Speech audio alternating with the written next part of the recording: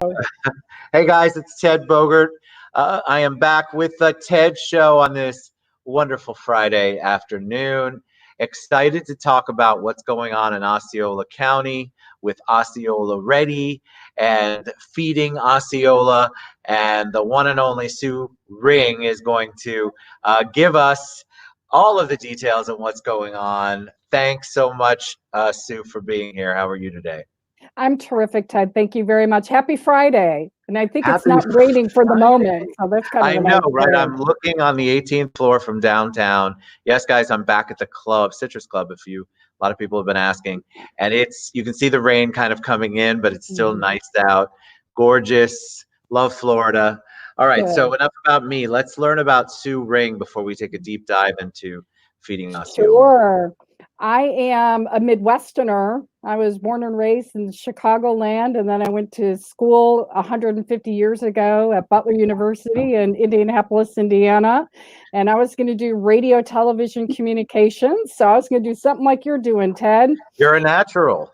I'm a natural. Well, when I graduated, I didn't get a job in radio, television, communications. So I answered an ad to be like a volunteer coordinator for some nonprofit organization. I think they asked for like people skills and, a degree. And I thought, I could do that. And I've been in nonprofit work ever since then. I never started my robust, broadcast career. So I started in nonprofit work at the Private Meals on Wheels program in Indianapolis, Indiana. I was there about 15 years. And my family said, hey, let's move to Florida.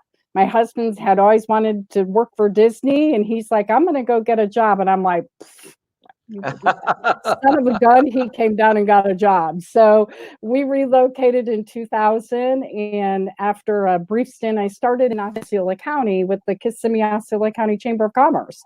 I was the small business and downtown area council coordinator.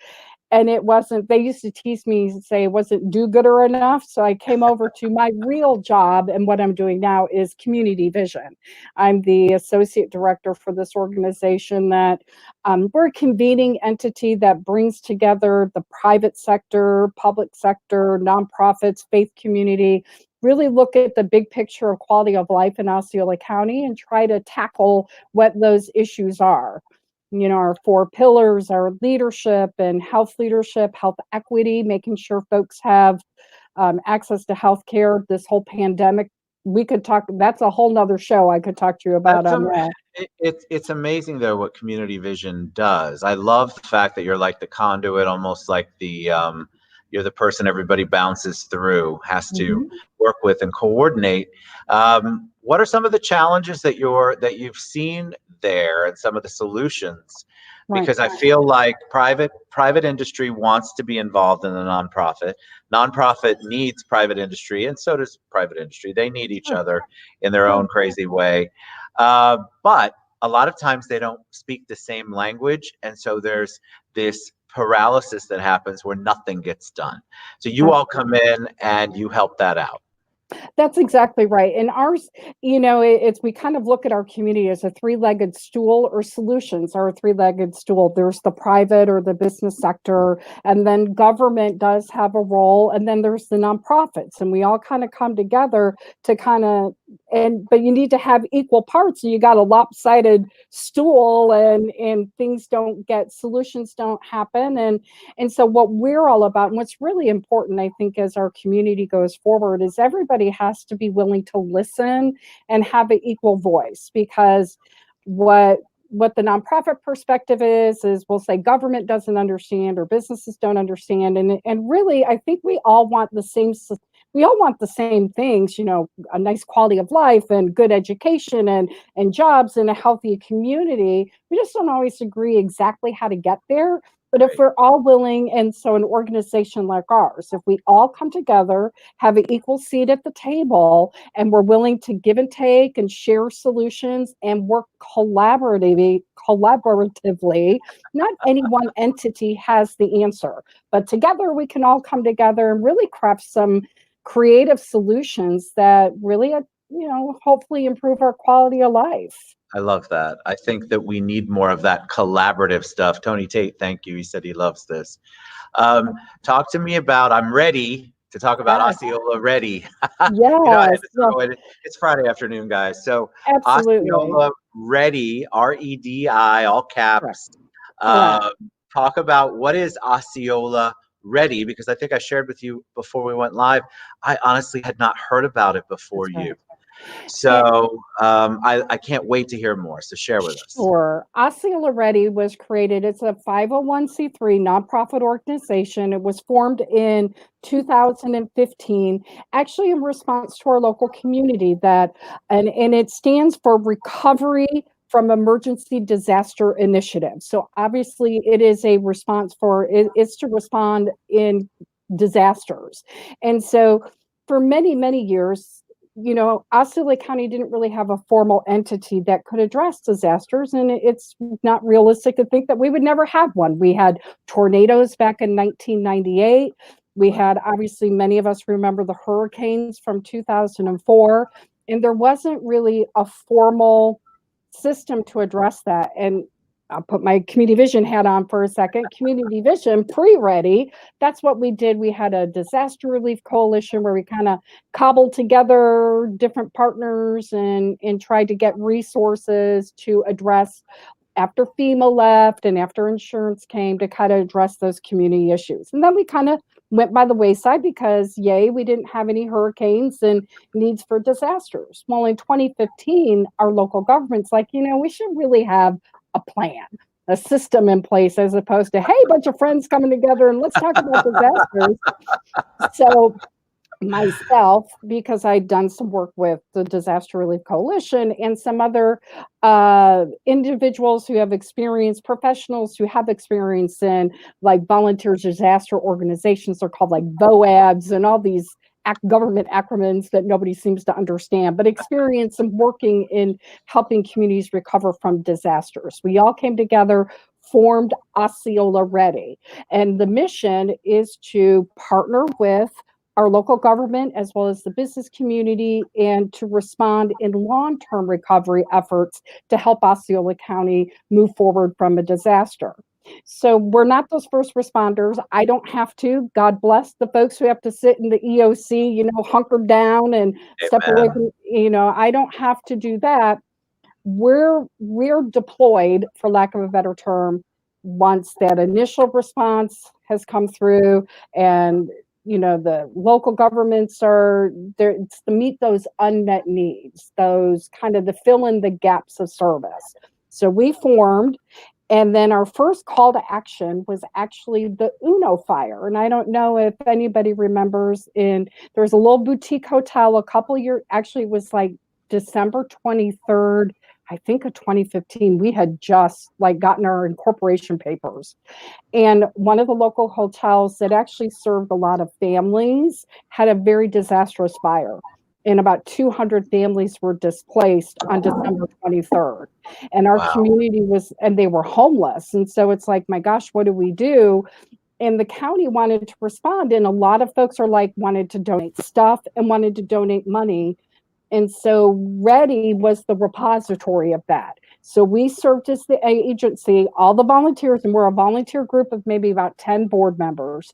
We all got together and we received the money and turned around and gave it to entities that were directly helping the families. We don't fund individuals. So we can't pay for an individual person, but we work with our nonprofit partners and say, if you're serving families, how can we help? What gap can we fill?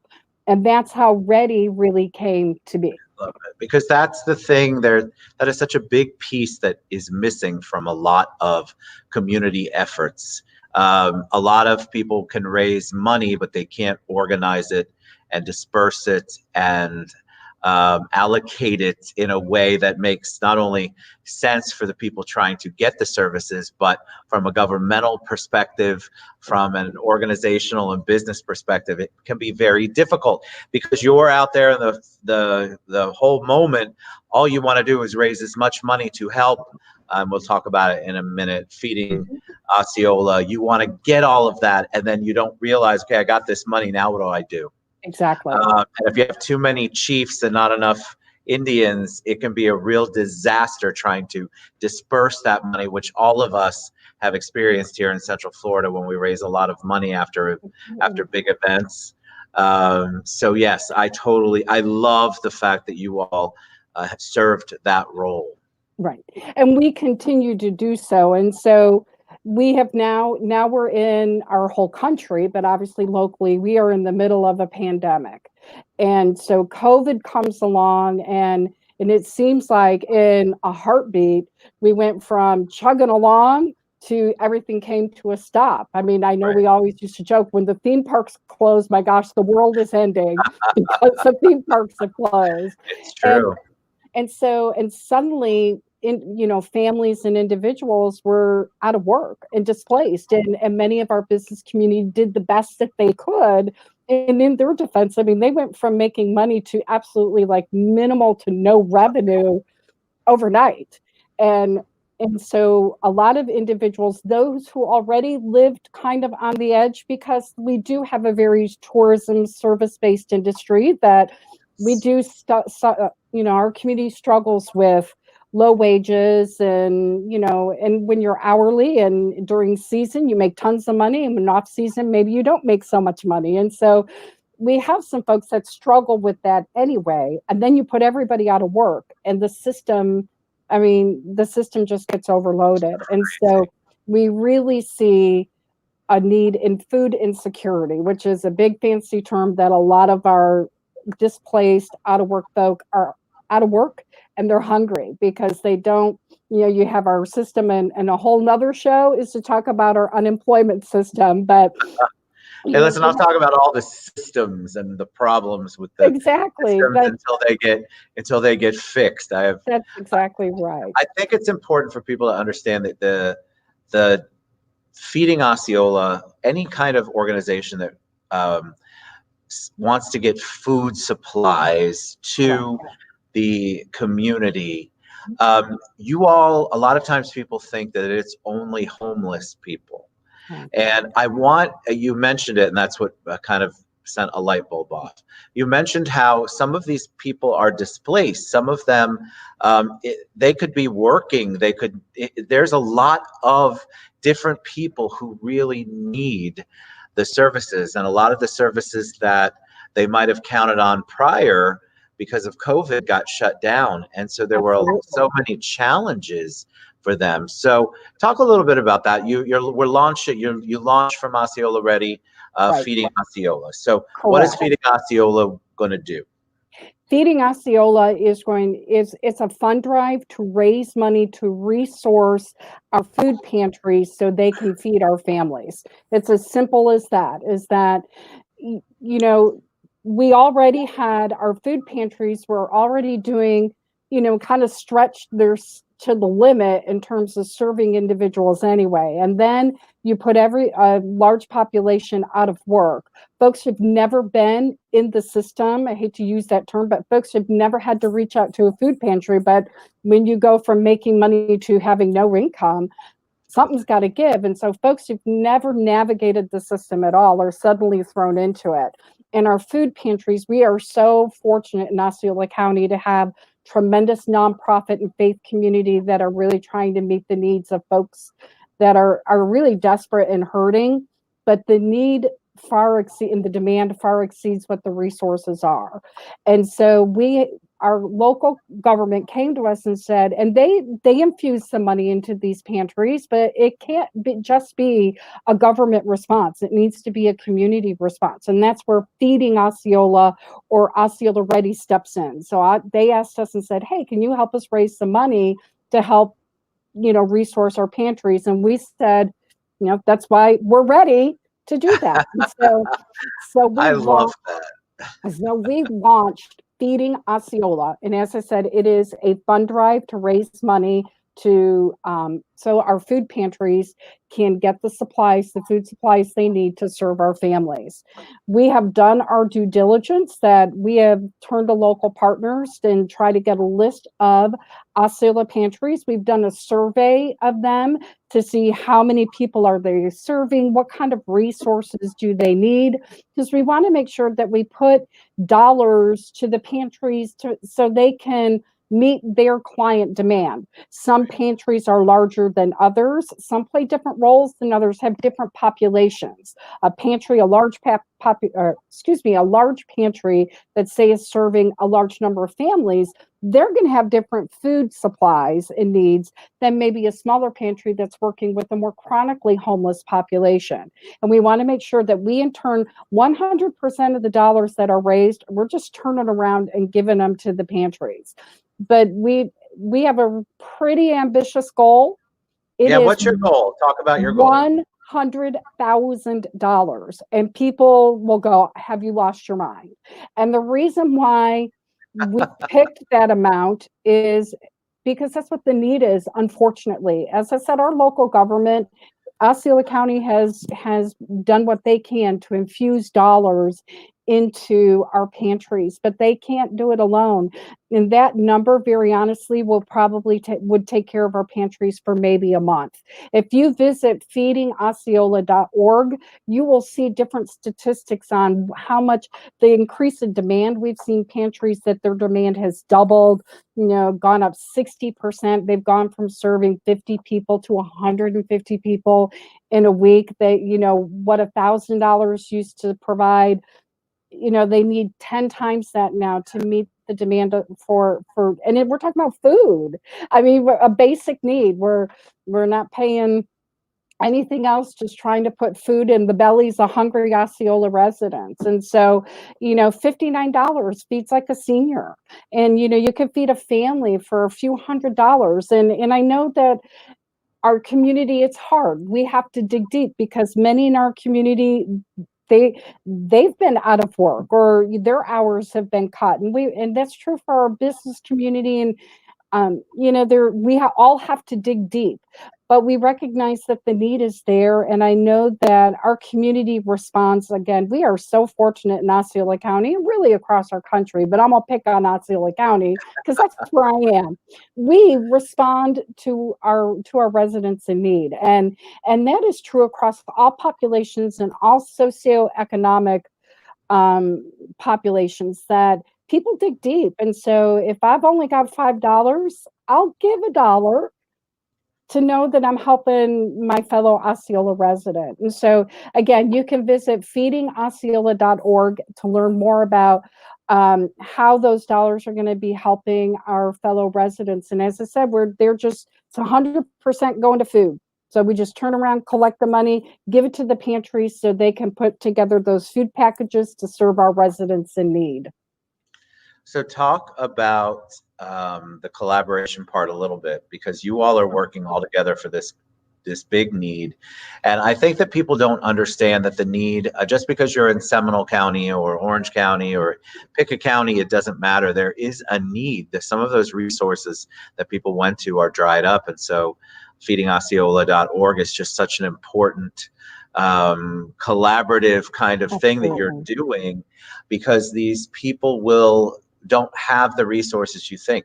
It's not just as easy as you think to go to the store. What if you're furloughed? What if and also all of the shortages that went on, you were challenged with that. So a lot of people were going hungry that maybe had never been hungry before. And that's been really very eye-opening for so many, not only in the provider side of it, but as well as our community itself. We've got folks who've never thought that they would ever have to visit a food pantry, never thought that they would have to ask, and food is just a piece of it. We haven't talked about rental assistance or paying your utility bills, but I mean, we have folks that just, they've exhausted if they were able to have a safety net, how many of us can go week after week after week with no or very limited incomes.